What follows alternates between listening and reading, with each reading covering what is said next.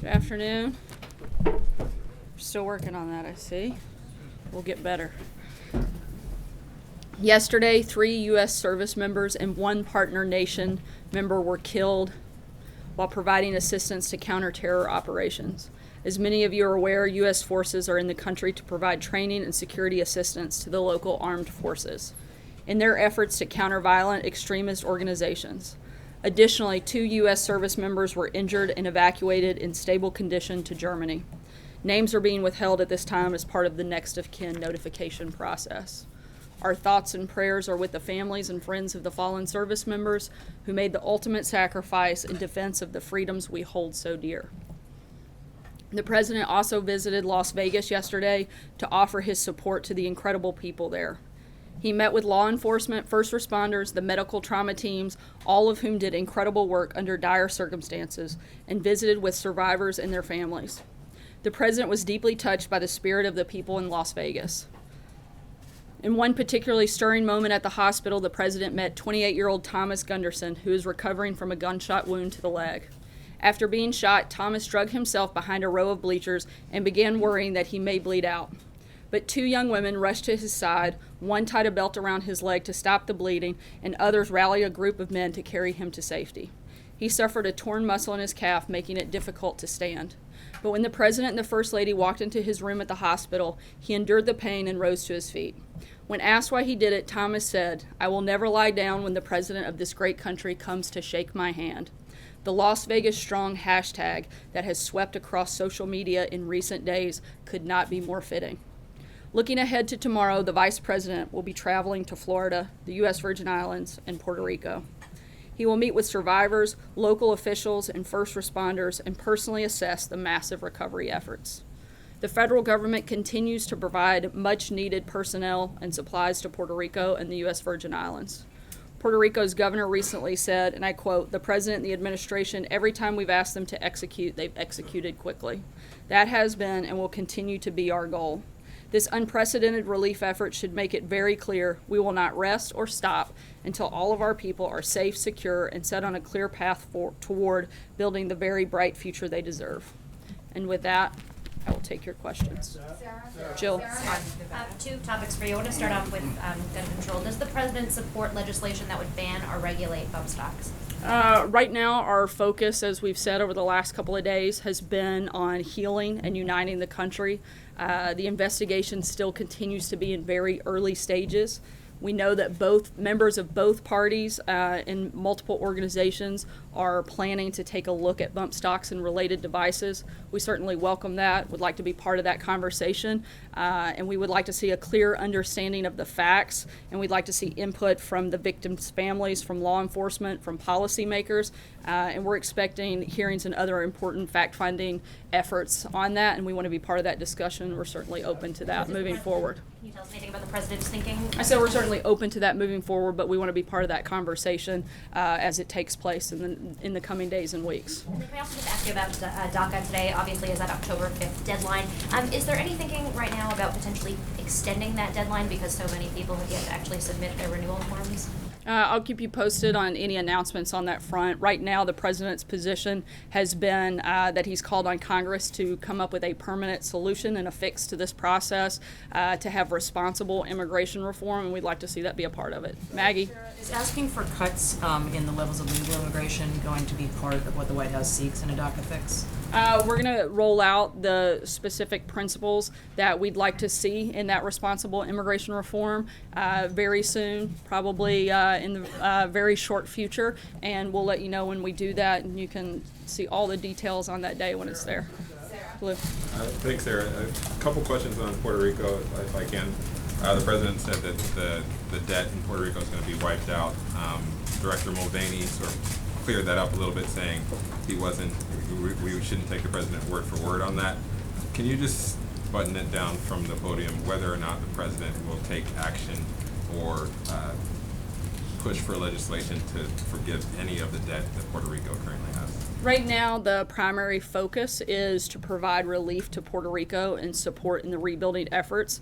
While we're still dealing with the immediate disaster, it isn't inappropriate to focus on the difficulties that Puerto Rico was dealing with before the storm. There's a process for how to deal with Puerto Rico's debt, and it'll have to go through that process to have a lasting recovery and growth. This was a process that was put in place and set up under Obama, and that has a board of advisors that deals with that debt, and it'll go through that process as we move forward. Matthew? Thanks. Sorry, I'm going to try to jump around. We'll come back this time. Matthew? Thanks, Sarah. I'm wondering if there's any concern in the White House that the president's frequent use of the term fake news to describe mainstream outlets muddies the water a little bit and makes it harder for citizens to identify the actual fake news that the intelligence agencies have said countries like Russia used to interfere in the last election. I think that the president has a great frustration with the fact that a lot of times you have inaccurate information that's being presented as factual. A lot of times you have opinions that are being presented as news, and they're not. And I think that that is a real concern and something that certainly should be looked at. Do you see a distinction between erroneous reports or reporting that he finds offensive and the type of fake news that we saw pushed during the election by Russian intelligence? Does he see a distinction there? We see a problem with any stories that are inaccurate or untruthful being presented to the American people as facts. Sarah, can you give us a readout on the meeting with Senator Cobb? I'm sorry, can you say that? Can you give us a readout on the meeting with Senator Cobb? The president routinely meets with senators and House members, and this wasn't anything beyond that. They talked about a number of issues. Obviously, Senator Cotton has been somebody the president has worked with regularly since taking office. We're going to continue to do that. If we have further information, we'll let you know. Major. Immigration and Iran among those issues. I think both of those topics were discussed. Beyond bump stocks, the president have as open an attitude about other methods of gun control that have long been debated, or is the White House openness, which you just described, and being willing to be a part of that conversation, limited to one on bump stocks? The president's a strong supporter of the Second Amendment. That hasn't changed. This is a president who wants to look at, I think at this point in the process, I think we all need to take a step back. We had one of the most horrific tragedies that's ever taken place on U.S. soil, and before we can run out and start talking about the preventions for something like that to happen again, which we all certainly want to do, we have to determine what caused it. We haven't gotten that far down the road. That's something that law enforcement agencies are all collaboratively working day in, day out to do. We want to help support that effort in any way possible. And again, I think that this administration's position is extremely clear. We would look at taking any step we could to prevent something like this from happening again. Just to be accurate on that, bump stocks is what you're open to having a conversation about, and that's it for the moment. That's something we're certainly open to having that conversation. At this point, again, I don't think that we want to go out and start having and making rash decisions while we're still in an open investigation. We'd like to get more facts about what we can do, not just in this case, but this is a president who's very committed to doing every single thing he can every single day to protect American lives, whether that's securing the border, whether that's defeating ISIS, whether that's containing North Korea, and whether that's looking at legislative fixes that may be necessary to help protect American lives. That's something that the president and the administration are committed to doing and looking at and being part of that conversation every single day moving forward. Kevin? Thanks. A lot of people talk about the bump stock, so I'm going to kind of talk about something else, and that's the Iran nuclear deal.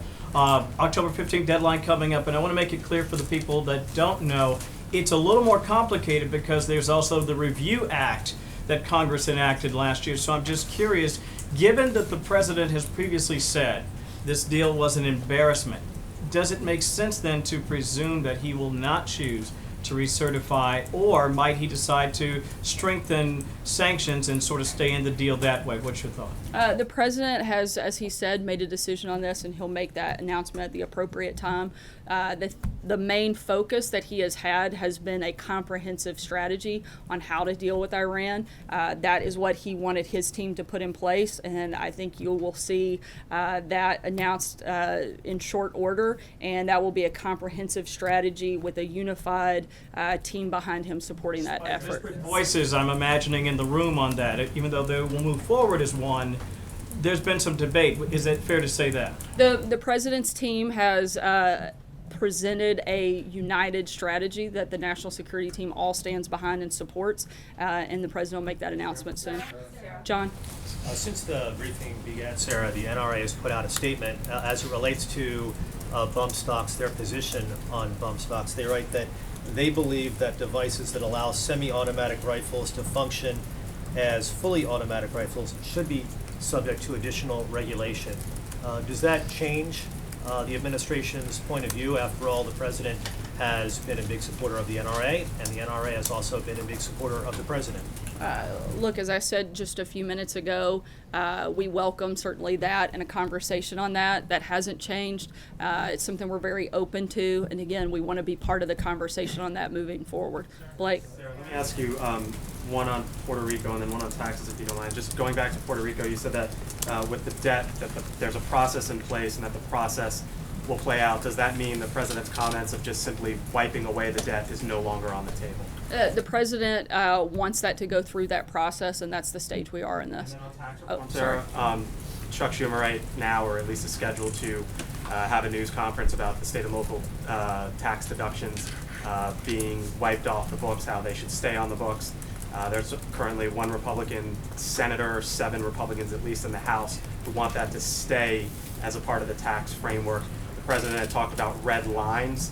Is he up for negotiation on SALT, or is this something for him that is a red line? Look, the president has laid out his priorities and the framework of what he wants to see in this tax relief package. Look, I think one of the big things you have to look at is that most Americans don't actually itemize deductions. 80% of the benefit goes to six-figure tax filers. The fact is, it isn't fair, and it doesn't make sense for working Americans across the country to subsidize the very wealthy in a few states.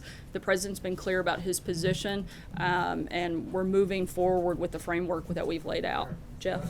A follow-up question on Puerto Rico. Yesterday, the administration, in its supplemental request, asked for $13 billion to help storm victims. Will some of that go towards helping Puerto Rico rebuild its power grid, which was in pretty dire straits before the storm? There was a large portion of that will go to FEMA's Disaster Relief Fund, and that will be determined at the appropriate time which parts of those will go to which efforts. And so I direct you to FEMA on the specifics of what that would look like. Jim? Sir, why did the president tweet this morning that he'd like to see the Senate Intelligence Committee investigate news outlets and I guess this quest to go after fake news? Does he value the First Amendment as much as he values the Second Amendment? Absolutely. The president is a incredible advocate of the First Amendment. But with the First Amendment, you have, hold on, I allowed you to finish. With the First Amendment, with those freedoms also come responsibilities. And you have a responsibility to tell the truth, to be accurate. I think right now, when we've seen recent information that says that only 5% of media coverage has been positive about this president and this administration, while at the same time you have the stock market and economic confidence at an all-time high. ISIS is on the run. Unemployment's at the lowest it's been in 17 years. We've cut regulations at a historic pace. We're fixing the VA for our vets. You've only found 5% of your time to focus on some of those big issues. And frankly, those are the issues most Americans care about. Not a lot of the things that you cover, not a lot of the petty palace intrigue that you spend your time on. I think that we need to move towards a certainly more fair, more accurate, and frankly, a more responsible news media for the American people. May I follow, Sarah, if I could follow up on that. Sorry, I'm going to try to get to everybody, and like I told your colleague, if I have Just time. very quickly, though, should Congress investigate news outlets? No. Two questions. One is Governor Brown in California just signed a sanctuary state statute, and I'm interested in what efforts the administration will make to block the move, and whether this signifies that the administration's efforts to crack down on sanctuary jurisdictions has failed, given that California has more than 12% of the nation's population, and it will now be an entire state that's under the sanctuary designation. Look, we are spending every day we can trying to find the best way forward. The president will be laying out his responsible immigration plan over the next week, and I hope that California will push back on their governor's, I think, irresponsible decision moving forward. My second question was a follow-up to Jim's. Hold on, I'm going to try to get to everybody Sarah, today. thank you. Kristen. Sarah, was the president upset that his Secretary of State didn't deny calling him a moron in his public remarks yesterday?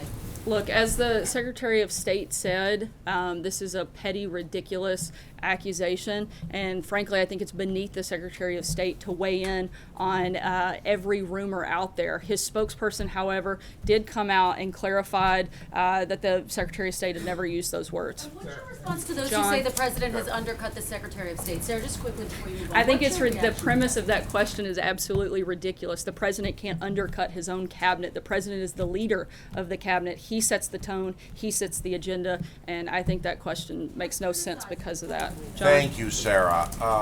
2 questions. First, let me follow up on Kevin's question earlier about the Iran agreement. We know that discertified does not mean a complete cut, and it would still keep the U.S. in the negotiating procedure. On the other hand, a clean break, such as that advocated by former Ambassador John Bolton, would completely separate the U.S. from any agreement with Iran. Ambassador Bolton proposed that, reportedly has been unable to talk to the president about it. Is the clean break advocated by him still on the table? As I told Kevin, the president is going to make an announcement about the decision that he's made on a comprehensive strategy that his team supports, and we'll do that in the coming days. I'm not going to get ahead of that announcement by leaning in now. Was this that John, I'm going to try to get to everybody. I'll come back. if we I can. had 2. I know everybody has 2. If that's the case that we're setting, somebody can say I have 12 questions on the front end and I never get to go to anybody else. I'll come back to you if we can. David? Just one for you. We now know that Secretary Price was essentially let go for his private jet travel, and we know that I think in close proximity to his firing, Secretary Perry took a private jet. We know that Kellyanne Conway was along for one of Secretary Price's rides. At the same time, the president has now spent, I think, 17 weekends at taxpayer expense for the flights, either at Mar-a-Lago or Bedminster, at the cost of $180,000 an hour for Air Force One, and is going to take the plane to a fundraiser in North Carolina this weekend. So here's the question. Is he not setting the tone that tells his cabinet members that this kind of misuse of taxpayer money, or overuse, if you will, is okay? I'll start with North Carolina. My understanding is that for a political event that'll be reimbursed for any political travel. The president is The first class rate that Secretary Price paid back. I'd have to check on that, but the president is in a certainly very different position. He's not allowed to travel in a different way other than in a secure airplane as Air Force Every One. weekend, does he? I mean, he could stay here and work like the former The president did. certainly hasn't been there every weekend, and every weekend that he's traveling, no matter where he is, the president is working. He's hosted foreign leaders on several of those trips, which have led to some great accomplishments. They've led certainly to putting further pressure, unprecedented pressure on North Korea, in large part because of the relationship development that's taken place at some of those weekends that you're attacking for. This is a president that is committed to helping move his agenda forward, and certainly I think that those weekends have been very successful in doing that. Alex? I want to ask about the president's tweet this morning about the Senate Intelligence Committee. Is he frustrated with how long the investigation into alleged Russian election interference is taking? I think more importantly than the president being frustrated, I think the American people are frustrated. The Senate Intel Committee told us yesterday that after nearly 9 months of investigated, that's included more than 100 interviews over more than 250 hours, 4,000 pages of transcripts, 100,000 pages of documents, interviewing officials in the intelligence community who wrote the report on Russian election meddling, interviewing relevant Obama administration officials, and talking to every Trump campaign official they've requested. It's literally found zero evidence of collusion between the Trump campaign and Russia. I think that the American people would like them to focus on some other things. I know that we certainly have said this all along, and we're glad that as they continue this process, they're coming to the same conclusion. Yes, Sarah, thanks. On the Kurdish vote last week, I'm wondering, the U.S. commanders have regularly praised the Peshmerga for their ability to fight ISIS. What message is the White House and the U.S. government sending to them now by not backing them in their desire for independence? Look, we've been clear and consistent on that. It hasn't changed, and we're not going to weigh in any further than we already have. Trey. Sarah, does President Trump believe the Senate Intelligence Committee should investigate American media organizations?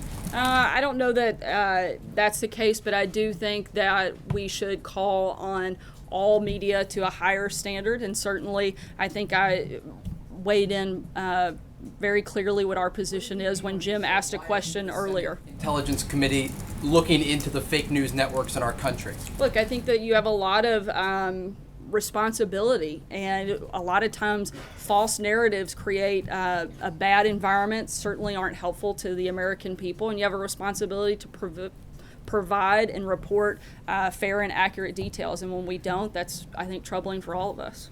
Sarah, you've said several times that the White House wants to be part of the conversation on bump stocks. The president said himself this week we'll be talking about gun laws as time goes by. But you also suggested, I think, and just to clear it up, that the time to talk about that is after the investigation has gotten to another stage or wrapped up. I mean, if not now, when is it appropriate to start having this conversation about policy? I haven't said that the investigation has to be fully complete before conversations can take place, but I think we have to be careful that before we go out and try to talk about things that prevented something, we need to know what caused it in the first place, and we're not there yet. We're still in that process. We certainly want to, again, look at every way that we could prevent anything even remotely close to this from ever happening again, and we want to be part of that process, and we hope to. See if I could just ask one question just to clarify the White House's position on these bump fire stock.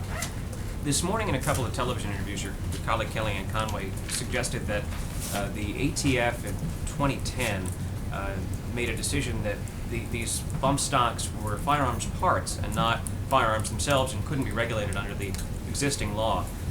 Is it the White House's view that that was the wrong decision on the part of the ATF?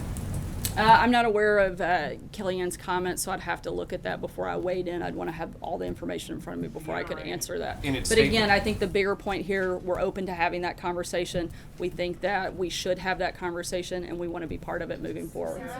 Sarah, I have two Las Vegas questions. One, is the administration considering overriding the 2010 Obama ATF ruling on bump stocks?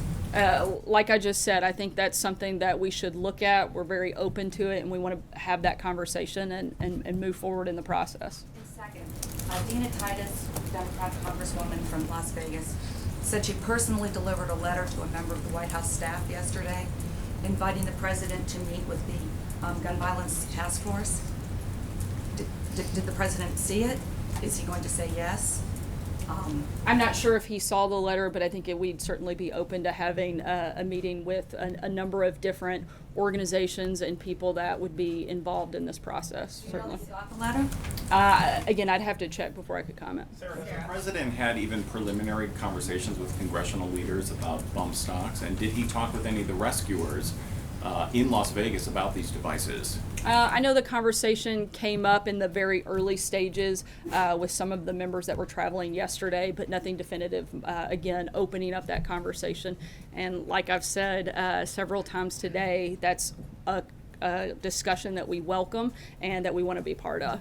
April. Sarah, over the last couple of days, the president has used the word fear, hate, and cruelty.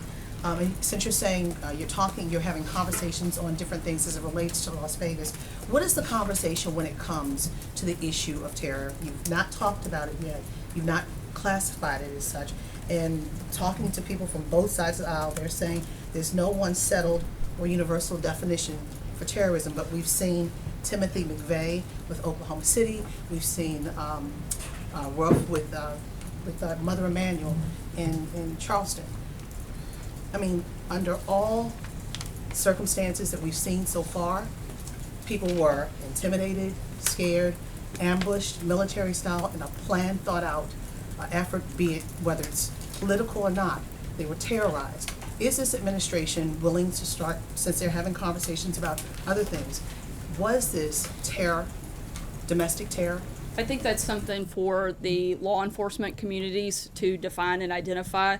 I think the bigger thing that this administration certainly has been focused on is the prevention and looking at how we can stop things like this from ever happening again. I don't care how you label it, it's something that should never take place in this country, and this president is committed to looking for ways to prevent it. Hallie? What about that shirt? Sorry, that I've the limited mayor of everybody San to Juan, one the mayor of question San today. Juan had that shirt saying nasty. What does this White House believe? The president went there. It was very controversial, his appearance there. Actually, it wasn't controversial. Well, some people it was about actually the- widely praised even by a Democrat governor. I think that it is sad that the mayor of San Juan chose to make that a political statement instead of a time of focusing on the relief efforts. The president invited her to be part of that conversation. He specifically asked in the meeting where many were present, including a couple dozen other mayors who were very happy with the recovery efforts, the governor, the congresswoman. He opened the floor up for discussion, and she actually made zero comments. To me, that would have been the time and the place that she should have weighed in and asked for what she needed and laid out what she was asking for San Juan. She didn't. Instead, she chose to wait until the president left and then criticize him on TV, which I think is the wrong thing for her to do for her constituents. And I hope next time she's given the opportunity to help her constituents, she'll take it. Hallie? I have a question for you. You've made very clear that the president is open to the conversation surrounding bump stocks and perhaps other regulations on gun control. Does he want to lead that conversation? Will he get out and use the power of his presidential platform to push for more regulation on, for example, bump stocks, which law enforcement officials have said were used in Vegas? I think right now the position of the president has been to lead on the effort of uniting our country. We've had a country in mourning, and I think we saw what kind of leader this president wants to be by what he did yesterday. He went in, he met with the law enforcement officials, he met with the medical teams, he met with the survivors of that horrific tragedy. Obviously, this president wants to be a leader. I think he's demonstrated that. I think he'll continue to do that in this process. If you want me to get down into the weeds on specific policy, I don't think we're there yet. Right now, we want to lead the effort on bringing our country together and offering comfort to those that have been hurt over the last several days. Mike, sorry, again, I'm going to take this the last one, Mike. There's some talk that some of the main facilitators of the Iran nuclear deal are significant contenders for the Nobel Peace Prize. Is the White House aware of that, and do you have a thought on these folks being talked about as potential winners? I'm not sure about the Nobel Peace Prize process, and certainly not as it pertains to that, but I think we've been very clear what our position is on the deal. That hasn't changed just because some people may receive an award for it. Thanks so much, guys. Have a good day.